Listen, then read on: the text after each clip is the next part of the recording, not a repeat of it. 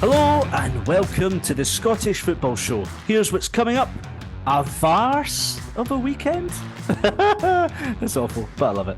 Will life be a beach for Aberdeen, or will it be Kingsford for a day? And will Hearts be our coefficient heroes once more this week?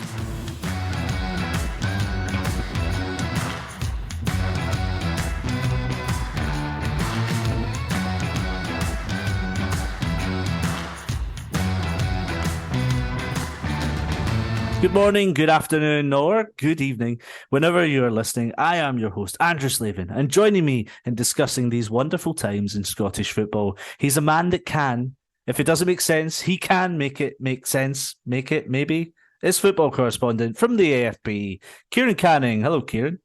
I think it's just walk off after that introduction, to be honest. I didn't make sense of that, but there you go. I'm here to believe in better, as always. It's Sky Sports News journalist Anthony Joseph. How you doing, mate? Hi, Andrew. Yeah, good. Yourself? I'm doing not too bad. Not too bad. And, you know, I know you're followed a lot by Celtic fans, Anthony. So I do want to kick things off with this whole... I don't know. Is there a Celtic paranoia going on with VAR after the weekend? Are they always cheated? You know, we had John Hartson and Chris Sutton both saying Celtic had to beat Hearts and VAR. And by all accounts, Tom Boyd apparently had an absolute threw his toys at the pram as well on Celtic TV for Celtic not even getting a corner. But do you agree with any of that? No, I don't agree with that. But I did find it funny. It's good fun, isn't it? Yes, it is. Kieran, what did you make of an interesting weekend before we get into some of the crunching news early on this week? Yeah, I think that it gave us an early introduction to what VAR will be like in Scottish football. And by that, I mean it's going to cause more controversy rather than less controversy. VAR isn't the same in the Premier League as it is in La Liga. So in the Premier League, there's a far higher bar of what is a clear and obvious error, whereas in some European leagues, there's more VAR intervention. I think the Champions League has pretty much a good kind of balance of not getting involved too much. But you know, sometimes I feel like in the Premier League, you get incidences like the Celtic penalty claim, for example, which is the one that's caused the most controversy, where it's clearly, I think it's a handball. I don't like those handballs in terms of it's clearly not deliberate, but as the rule stands, it is a handball, it's a penalty. But it's deemed not so much of a clear and obvious error that it doesn't get reviewed, and then that causes all sorts of chaos and controversy. Coming back to your point about Sutton and Hearts and the assistant Boyd, what annoys me about it is that they know they're playing to an audience, and that audience laps it up. And and they know that they get these punditry gigs off the fact of their sort of Celtic playing past, and want to sort of ramp up the fan angle to it. Look, this to me just makes it way more exciting. Like the average football fan may turn around and think that I'm being a total idiot and this isn't football. You're talking conspiracies there. It won't be long. Have you guys seen The Capture on BBC? It won't be long till people are claiming that the Scottish referees and the SFA are re-editing scenes of a game to suit their agenda. Well, look, guys, we should talk about some other goings on that have happened just on Monday. But Tam Courts is out of management again. He was the ex-Dundee United manager. He left Dundee United to go to Hungary to become the new boss of Budapest Honvéd. But after 4 months, he is now out of work. When he went out there, I was thinking this is fantastic opportunity for a Scottish manager. I know he'd only been, managing in the top flight for only a year, but this is a bit disappointing, is it not? We maybe expected a little bit more. And when you take into account after 11 games, okay, only 3 league wins, but 5 in total, 5 defeats and 4 draws. It didn't look like on paper he'd done too badly. To me, it seemed like he just jumped into something too soon after Dundee United. Kind of the whole thing with Rijeka was a bit strange, wasn't it? How he thought they were interested. Their official line was that they were looking at another target, and then he left the club and didn't take the Rijeka job because they they had a new manager. And it just seems like he rushed into this. I don't know what the thought process was of it, but I don't know my Hungarian football too well either. You're joking. It just seemed like a bit of a decision on impulse, and I thought maybe he would have. I think he did enough to have to keep a decent reputation in Scottish football, or perhaps even if he came down to England.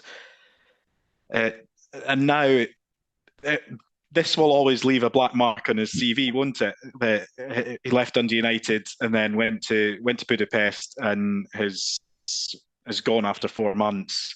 He needs to do a bit of a rebuilding process now to get his stock high and his reputation back, because there were signs there that, I mean, Dundee United really rated him. That's why they named him manager. He was showing real promise as a coach and coaching the younger teams as well. He was seen as a modern, progressive manager, and you saw parts of that as well once he was given a bit more time. I admire the sort of courage of his convictions to go and coach in a different country, and not just a different country with like different language and stuff like that. It's not like he's going to like Australia or America or something. You know,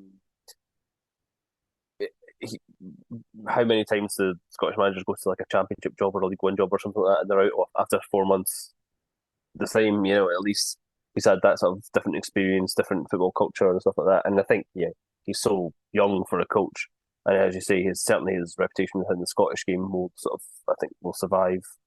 Will survive this. Yeah, you're absolutely right. Speaking of managers going down to League One, Kieran, Gary Caldwell's back in management. We've seen that he's now in charge at Exeter City on a long-term contract that Exeter aren't known for getting rid of managers so often. But I wonder if in his interview he told them that one of his successes was employing the SAS. I was literally just about to ask any military bases near Exeter. Well, I tell you what, the Exeter players might need it because they've been in a bit of trouble this weekend, haven't they, with the police? Oh dear! So there's been an incident at a nightclub where we were reporting it yesterday that 30 people were involved in this incident outside. It was either a bar or a nightclub, and there seemed to be a few extra players involved. So, well, if anyone's going to maybe they need some SAS training. If anyone's going to clean that act up, it's going to be Gary the Wall Caldwell. There you go. Well, I don't know. He could be good, but we haven't seen him for a while since he was assistant at Hibs under Sean Maloney. That didn't end well either. He was doing an interesting job, though, actually. He was Pathways manager at the City Football Group, and he was working quite closely to Fergal Harkin, who then moved to Standard Liège as sporting director. But it was an interesting role of taking on Man City's young players and trying to find them loan moves. Well, they own half of the world's football teams anyway, so it's not too easy. Girona, it's quite easy. But no, that's not to take away what he's done. It wouldn't surprise me if he has an eye on a few young talents from the City group. Yeah, for sure, and he has won the League One as well with Wigan. So all the best to him. It's good to see Scottish managers, Scottish players doing well outside of the Scottish divisions. But we're going to talk Europe next.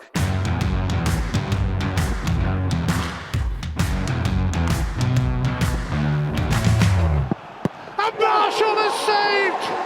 Yes! One big yes! Look, Hearts didn't have the best of weekends. I know they scored 3 against Celtic. They lost 4-3. It was a pretty entertaining game. Lawrence Shankland, the first player, by the way, to score a hat-trick against Celtic since Frank McDougall scored 4 for Aberdeen in 1985, Anthony. So it's rare to see that, but he did get two penalties. Yes, I didn't know that stat, actually. That's mental, actually. 1985. I can't take credit for that. It did come from SPL Stats. He's pretty good with these numbers. But Shankland's came into this Hearts team and he's done the business. He came off the bench at the weekend, but you would expect him to be starting against an RFS side that they have beaten in Europe already. And to finish third, would that be, viewed as a success? Albeit finishing second, it's possible? I think considering the group they had, I think it was always going to be tough with Fiorentina there and Istanbul, Başakşehir. I think they can see this as a learning curve, and a lot of these players won't have played in Europe before. I know some have, and it's just getting that experience. And I remember when the Conference League first came in, was being first implemented, and people were saying, "Oh, it might be a waste of time." I actually thought it was a positive for Scottish football, because you've got at least five. You've got five, almost half the league is going to start the season in Europe, whether that's playoffs and qualifiers and that. But they're getting that experience. Hearts are in the Conference League. They're playing group stage football. It's going to be seen as a positive in the long run. And I mean, don't want to go back to Celtic, but Ange Postecoglou talks about this. You needing the experience in these competitions to properly compete. And until you get that, you're always going to be learning. You'll probably learn the hard way as well. And I think Hearts certainly have at times with some of the results. But this is a good chance. This is as good a chance as any to get another 3 points on the board. And well, I guess they can only see where it takes them. At least make it last until the last game. And going back to your actual question, I think third would be fine. If they could get second, it'd be amazing, obviously. But for Scottish football, it just looks very unlikely. But it should be seen. It shouldn't be seen as a failure. It should be seen as they've had an experience in Europe that they haven't had for a very long time, and it can, if they're in Europe next year, they can grow and try and compete if they're in this stage again. The thing about whether it's third of success or not, I think if they win on Thursday, then you can you say like at least they got 6 points. The issue I think would be it's what Ante was saying in terms of having Fiorentina and Başakşehir in the group was always going to be difficult. But the manner of how they've lost the games against Fiorentina and Başakşehir, they haven't been a contest. They've been like sort of absolutely swept aside. Especially second time to Fiorentina as well, wasn't it? Even the home games, though, I felt like although the scoreline sort of wasn't out of hand by half time, the flow of the game was, and there was only kind of a matter of time before Başakşehir and Fiorentina scored more goals at Tynecastle. As a more overall broad view for Scottish football, the Conference League and the teams outside Celtic and Rangers are really going to have to try and step up if we're to stay at the same level we are at the moment, which is obviously beneficial to whoever wins the league because they get straight into the Champions League, but it's very beneficial to the teams below Celtic and Rangers because Hearts, for example, were guaranteed group stage football. But as the years go on, you basically get the same number of points for a Conference League win as you do for a Champions League win.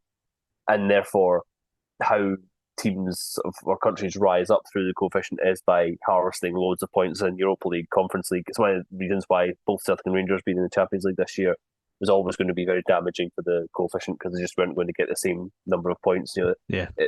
Sort of Scotland have risen so high over the past couple of years. With the Conference League, there is the opportunity there. Like Hearts have had a tough draw, but there are groups where it will be conceivable for a Scottish team out with Celtic and Rangers to get through a Conference League group.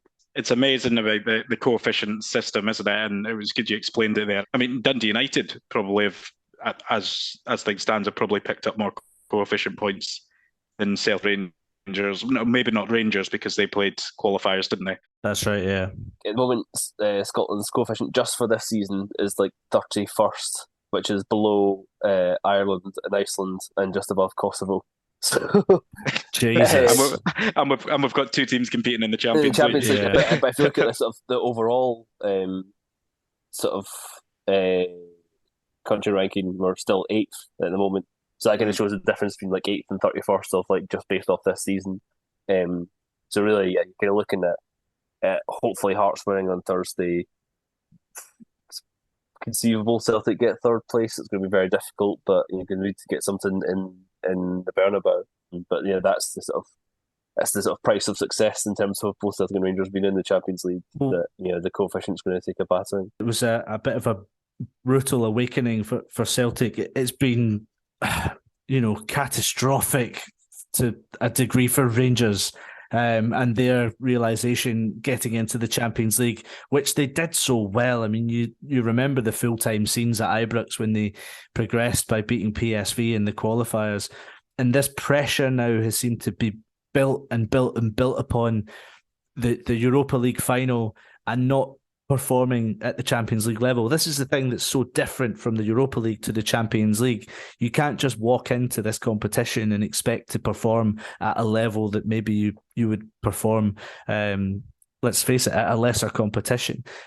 And I do wonder, and I've seen it on a few Rangers kind of fans, media, people are saying that Gio's gone already, and I just wonder what you think of this, if it's something that people are just reading into or if there's any merit to it at all. Yeah, man, I don't think he'll be sacked before the World Cup, sort of regardless. If things went really badly wrong in the next couple of weeks, maybe, and that the 4-point gap in the league went to 7 or even 10 points, which I very much doubt it will, just on the fixtures that they've got.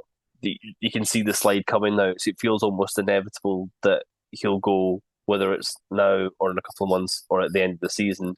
And their point is, if you make the change now, then you give yourself a fighting chance at the league, whilst it's only sort of 4 points with 3 games against Celtic still to come. Well, the things that I've certainly been hearing is that there are a few that aren't enjoying training at Rangers. There are a few players that don't take kindly to the fact that Giovanni van Bronckhorst is actually taking part in training as well, which I suppose could seem quite funny to fans, seeing their boss getting stuck into training and whatnot. But this is, Van Bronckhorst has changed the whole coaching setup at Rangers. He's brought in an all-Dutch crew, albeit I think only the goalkeeping coach remains from Steven Gerrard's time.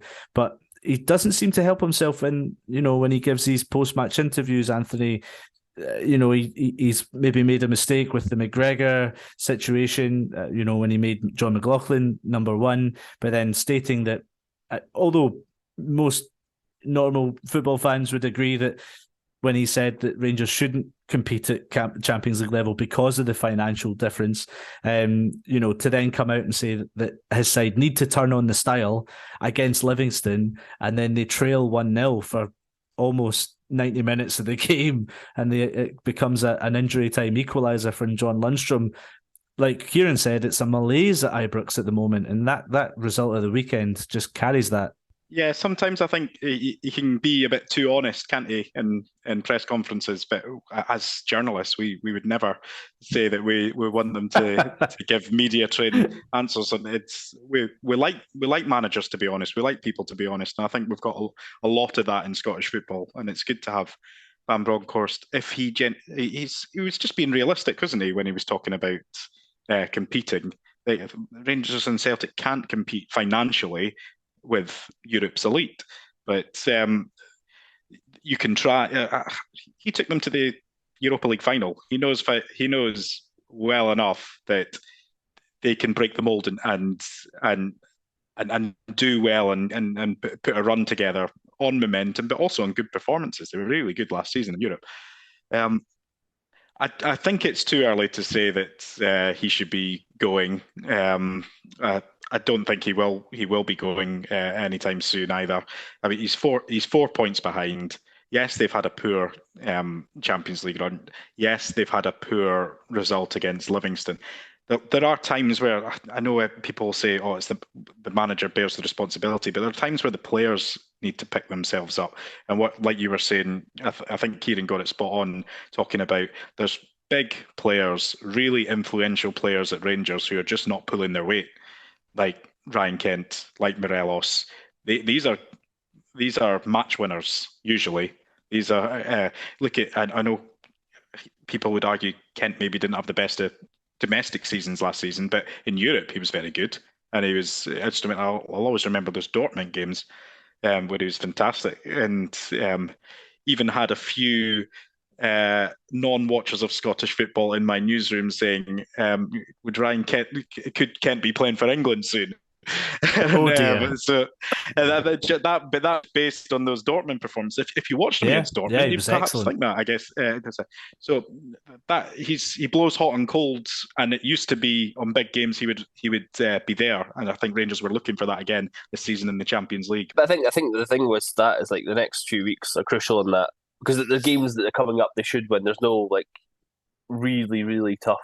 It was like tricky fixtures. Aberdeen at home, St Mirren away. They've got in the next few weeks. If they do get to the World Cup, it's still only 4 points, and they're still definitely in it. But it's just that it feels that's momentum at the moment. That if they do slip up a few more times, then it could sort of let Celtic get out of sight, even if they do have a bit of a dip after the World Cup. And if that happened, they would maybe wait until there's two ways of looking at it, isn't there? It could be replace them, and then that manager's got almost a month to work with the players ahead of the rest of the season.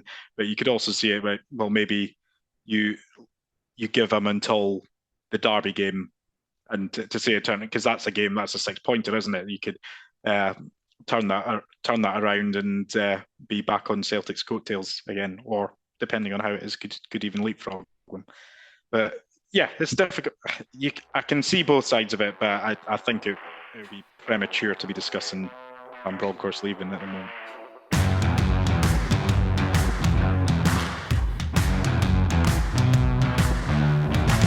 We can't be having that, mate. You better get your finger out, all right, and make sure that you get the results. Time now for a review of a pretty strange weekend in the Scottish Premiership with the introduction of VAR. We've covered a few things already, but from, let's say the St Mirren Dundee United game, we'll kick off with things there. The joint best home record in the league, 16 points from 7 games, and it's called for, the likes of Northern Ireland fans to be calling for Stephen Robson to be the next Northern Ireland manager. I mean, he's not been in the post at St Mirren for too long, but it's also led to some of their players being called up for international duty as well. You spoke about that incident, about the foul for the younger chopped off goal. Keanu Bacchus was influential in all of that, and he's been called up to the Australian squad. I think he was in September, but the Cardiff City and a few teams apparently muted for him. I mean, they've brought in some really good players. Yeah, I think the credit obviously has to go with Robinson in terms of that was his first proper window in charge. And there were a few question marks over him towards the end of last season because he came in through the season and didn't have a sort of great impact in the second half of last season. But I'm judging him now that he's got his team together. But I've been really impressed with him. I mean, obviously, the where most people have seen them with the standout result was when they beat Celtic, but they thoroughly deserved to beat Celtic that day. And we've talked about what a sort of great start Aberdeen have had. And Aberdeen have far more resources than St Mirren do, and they're sort of level on points. And yeah, like they're 5 points ahead of Hearts at the moment as well. So that sort of gives like an idea of how well they're doing. And just watching the highlights on this game, 2-1 really flattered Dundee United. I mean, not just the disallowed goal. There was quite a few other occasions when like St Mirren hit the woodwork and had good chances. And yeah, they sort of play to a formula with the two big strikers up front and mainly Ayunga, but I've been really impressed with Ayunga as well. In all the games that I've seen him play. I mean, he might fall foul far a bit. I mean, I think he's had 1 red and 4 yellow cards already in about 7 or 8 games. But yeah, just like really physical, but also like quite skillful as well. And yeah, they're a real threat with those two up front. Absolutely. With I think Ayunga's quite a really dynamic player, but with Dundee United, Anthony, is Liam Fox heightist? He seems to be complaining about his centre halves being too small. I mean, I know St Mirren put in a ton of crosses or whatnot, but he's bemoaning his central defenders. And Stephen Fletcher, who's got up front, he's pretty tall. Stick him in centre half. Yeah, you could do. That's it. A few teams used to do back in the day, wasn't it? When strikers got a bit older, they started playing centre back. They're big strikers, but his comments about the defenders reminded me a bit of Gordon Strachan talking about genetics and being too small to compete international football. But no, it was a bit. It amused me anyway. What about Kilmarnock, guys? A a solid 1-0 win against Ross County. It was when Kyle Lafferty served his first of a 10-match ban after using sectarian language. But it hasn't been all doom and gloom in Ayrshire. I think that's 4 games unbeaten now for them under Derek McInnes. That's who it is, yeah. But Malcolm Mackay, he seems not to be concerned that his team aren't converting the chances, because at least they're creating them. But I don't know, like 6 goals in 12 games seems to be pretty worrying, Kieran. Yeah, I mean, I suppose the argument would be that around this time last year, Ross County were in a similar position and came on really strong in the second half of the season. And then when those clubs have like a huge turnover in players from season to season, so sometimes it can take a while to sort of adjust. But just based on what I've seen so far this season, because what we've said about St Mirren, Livingston going strong again, St Johnstone look better, I think Motherwell will be fine. I think from that point of view, it has to be a concern for Ross County, because although they haven't really shown it so far, based off the players they have and the budget they have, you would expect Dundee United to get out of trouble. I mean, they might not, but they should do for the sort of resources that they have.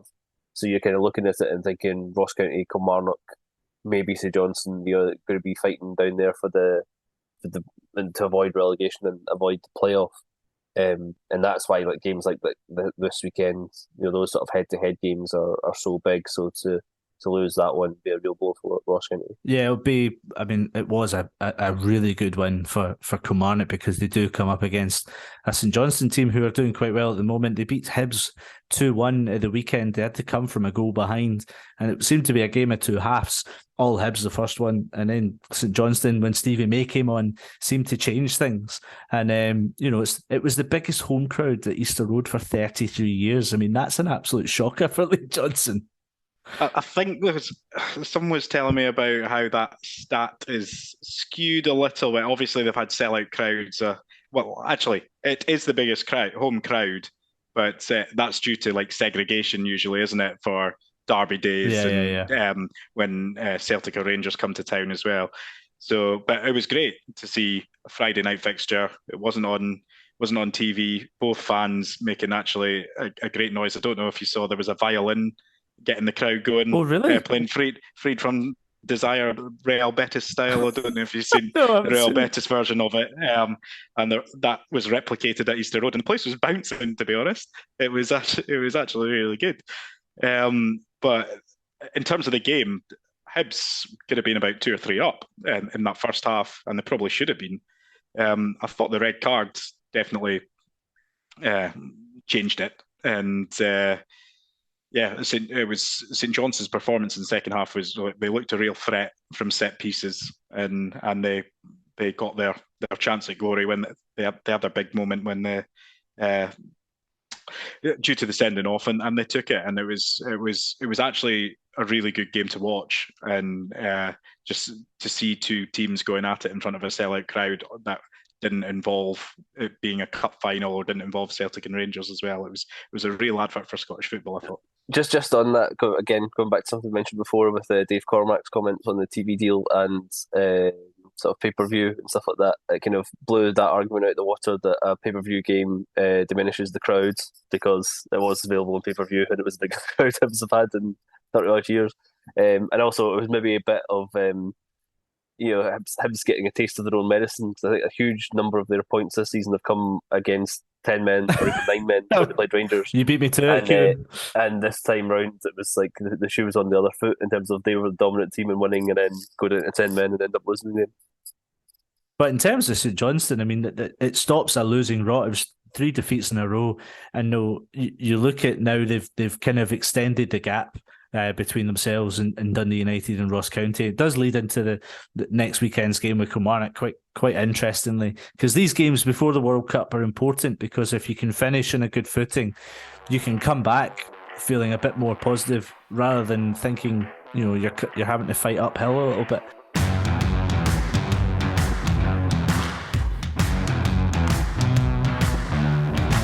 Football, bloody hell. Last week, a report commissioned by Aberdeen City Council and Aberdeen Football Club showed how a new football ground at the beach could generate 1 billion for the local economy over the next 50 years.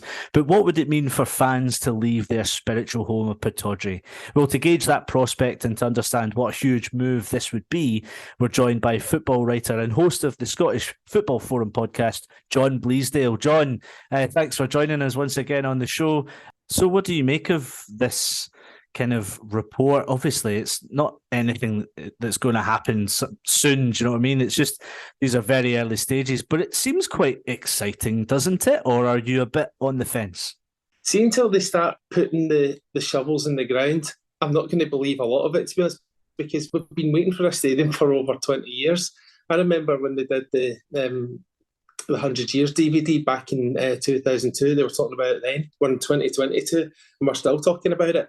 And we've had these plans. I don't think they've been as detailed as they are just now, although the Kingsford one from before 2019 was about as detailed as it got. But obviously, COVID hit and that put that to bed.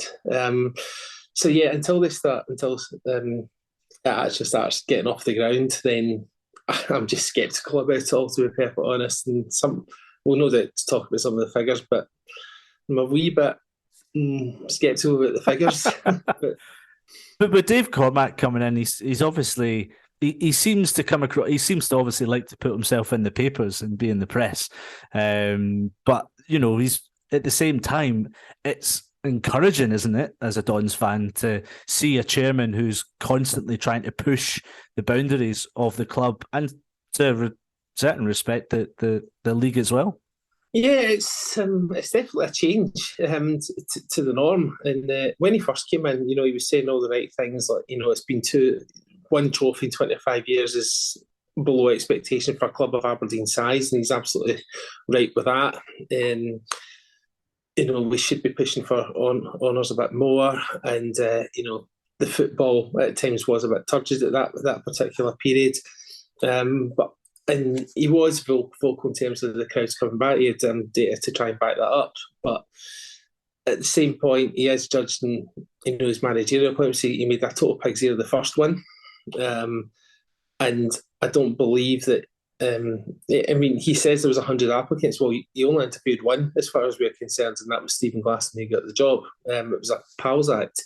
But it looks as though I think he's got this one right, which I'm good with. So I'll give him, that one. But yeah, sometimes he's outspoken, but yeah, he certainly wants the best for Aberdeen, and we'll just have to see what happens. Anthony, you grew up in Aberdeen as well.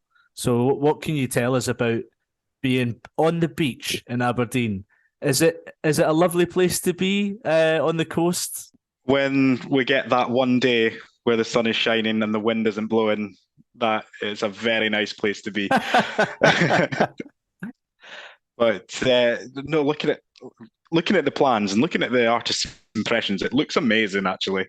When I first saw it, I was like, that looks cool, and that would be great. It would be a good tourist attraction. It would completely revamp that kind of beach area, which sort of, actually in the last 15 years, I would say it sort of got run down a wee bit, but it seems to be picking up. Certainly the last few visits that I've been, it seems to have picked up with a few nice cafes and things going in there. And the way the stadium is meant to come out onto, like, almost right onto the beach, it looks really good. But the issue with Aberdeen and that area as well, nothing is quick. And with the council, they can't make decisions, they can't do anything. I mean, I worked as a news reporter for the Evening Express in Aberdeen, and for obviously not in my time there, but for like 40 years before I was there, they were talking about this bypass, this Aberdeen bypass that had never happened. No one actually believed it was going to happen, and eventually, a few years ago, it did happen. And it's just those kind of things that take so long, that the amount of times that had gone to the council for votes and everything, and it got knocked back. They tried to revamp Union Terrace Gardens. Sir Ian Wood was going to put in lots of money, use the oil money to revamp the city, and they turned it down. The council turned it down. There was so much there was so much of a backlash from some sections of the community that councillors voted against it. This was a private investor wanting to put millions, tens of millions of pounds into revamping the city, and it was turned down by the council. Wow. And even the Kingsford site, so the site where close to where Aberdeen's Cormac Park is right now, because they built the training ground there already, with the expectation that the stadium would also be built there.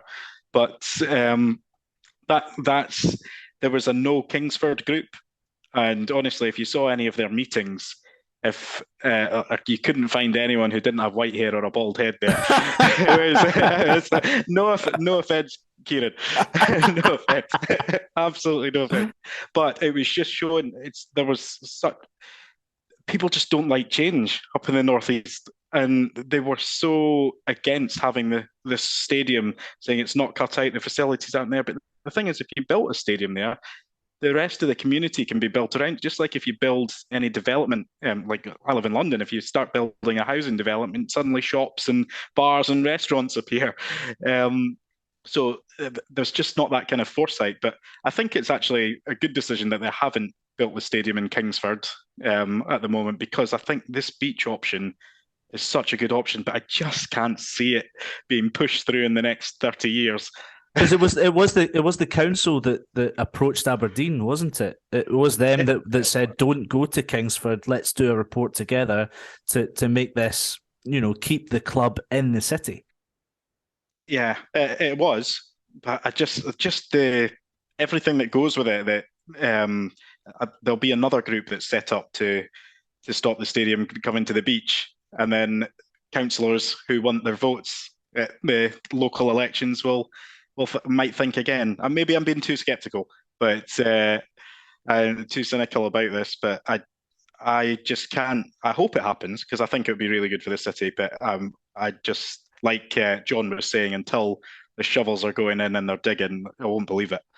Anthony, I believe that the beach was proposed before. I don't know how long ago, because there's been that many proposals that have been put forward and put in the bin. And I think it would be an ideal area, because it's near where Pittodrie is. It keeps businesses going in the city centre. So what's changed the council's hand, in your opinion? Probably money. Probably realising that this has potential to keep money in Aberdeen, in the city, because technically Kingsford would have been Aberdeenshire. Am I right in saying?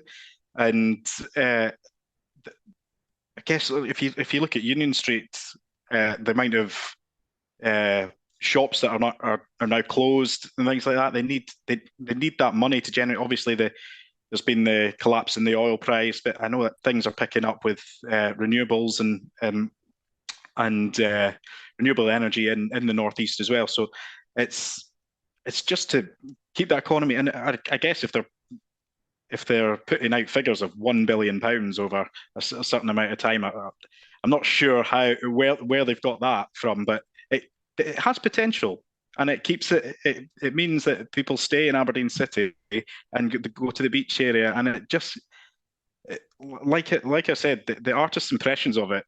I don't know how, if anyone looks at that and says, I wouldn't like that. I've not met anyone that would say that, and I'd be surprised if many do, especially people who want to see fresh investment in the city, and also want to see tourism booming and just see Aberdeen booming again. Picking up on what Anthony has said about, locals maybe against change in the northeast, but is that the same for Pittodrie? Would most Dons fans say they would rather stay at Pittodrie and not move, even though you had Stuart Milne a couple of years ago, the ex-chairman, saying it would be cheaper in the long run to create a new stadium rather than paying and forking out all this money just for the upkeep of the current one?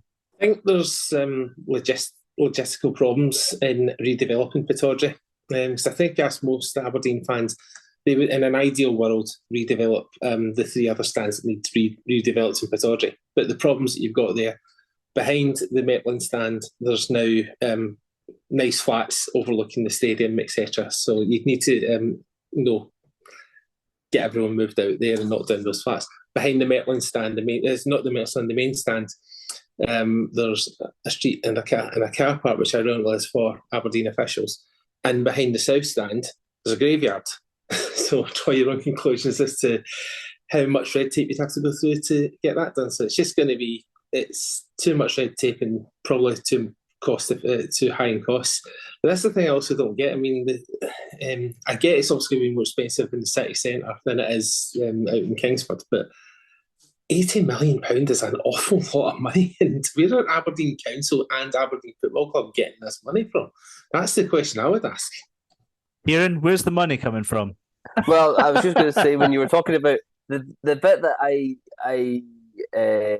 felt has been missed out so far for the conversation of potential $1 billion is that this came from a consultation of which Aberdeen were part of.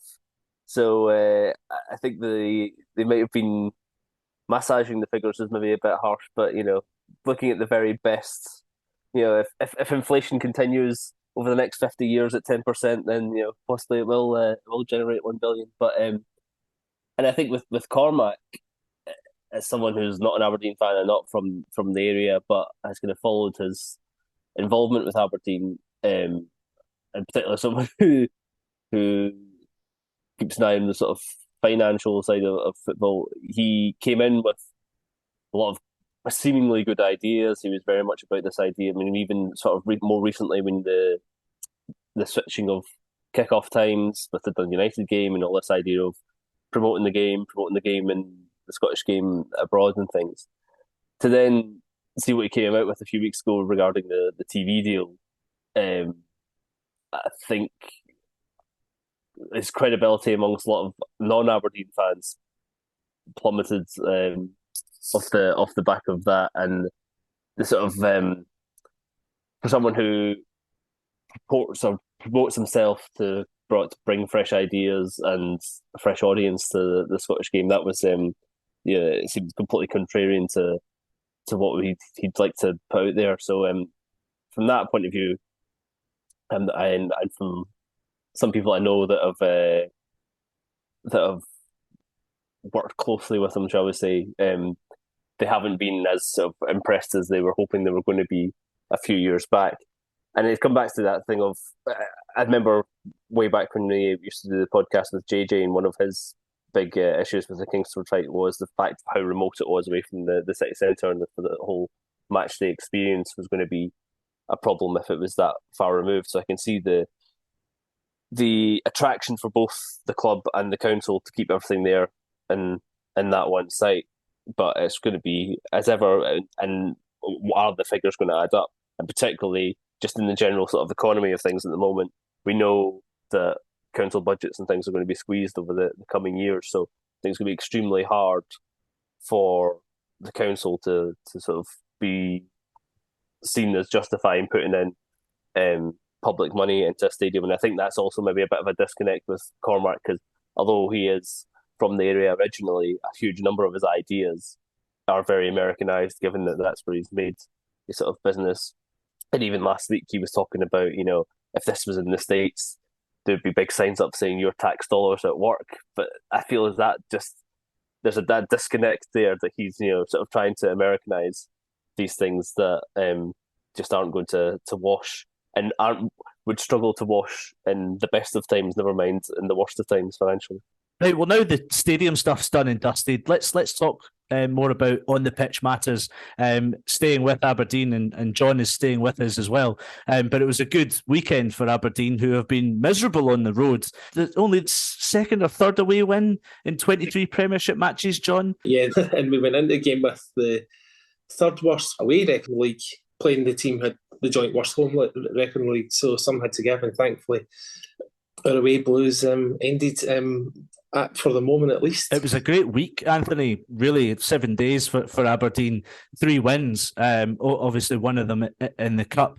But it does beg the question, and people have talked about this already, are Aberdeen the third big force in Scottish football again? But Jim Goodwin takes a lot of the credit.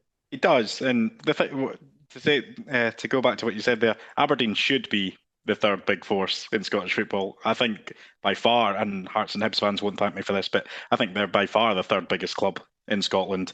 for their potential and what their wider fan base.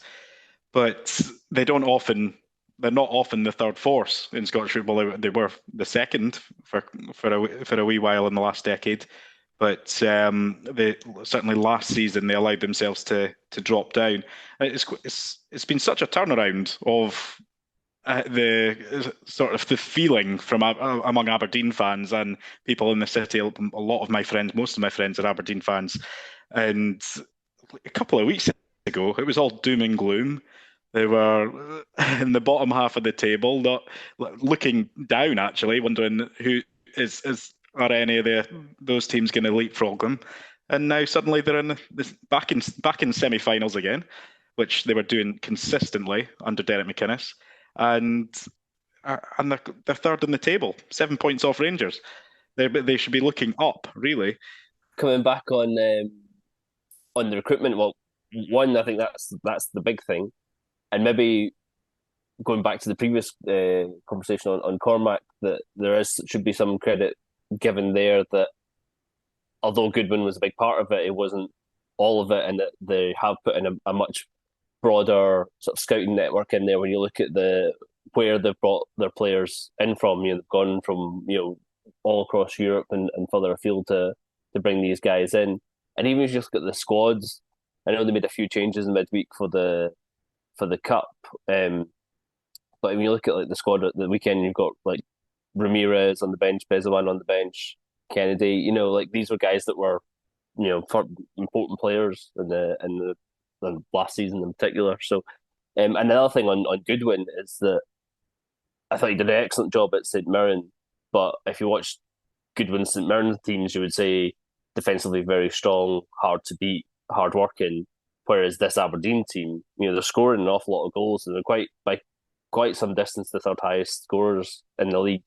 Already had a few 4s and 5s this season. So, and they look like a really, attacking, nice side to watch, which is not necessarily what I thought Goodwin would possibly do a good job at Aberdeen, but that sort of style of football is maybe not what I expected, and so he's kind of shown that as he goes through the sort of levels of budget that he has available to him, he can change the style of football that he puts out as well.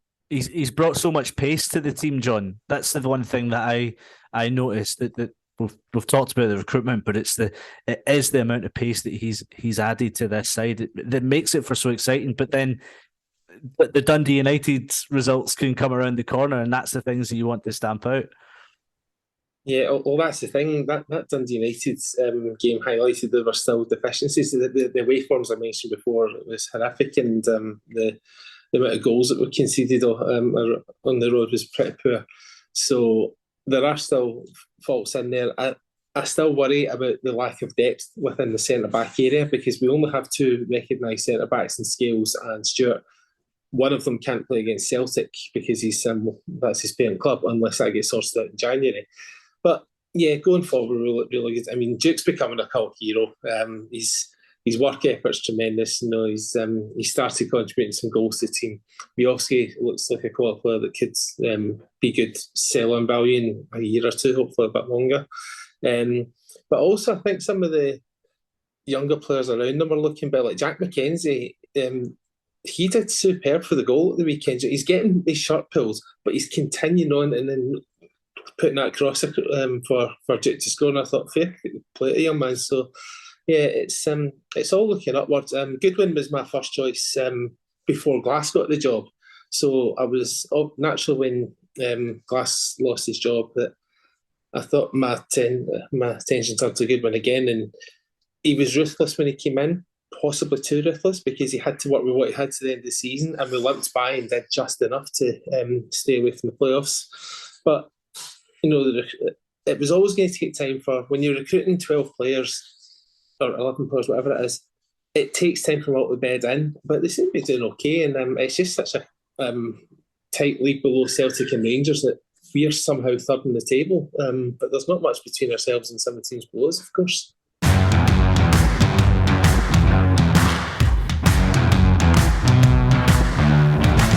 My thanks to Kieran, Anthony, and John as well. We'll be back next week with more, but, if you haven't already, subscribe to the show if you do like us. If you don't, that's fine. But we're on all of your platforms. And leave a wee friendly review as well. Or a mean one. They're always funny. We'll see you next Tuesday.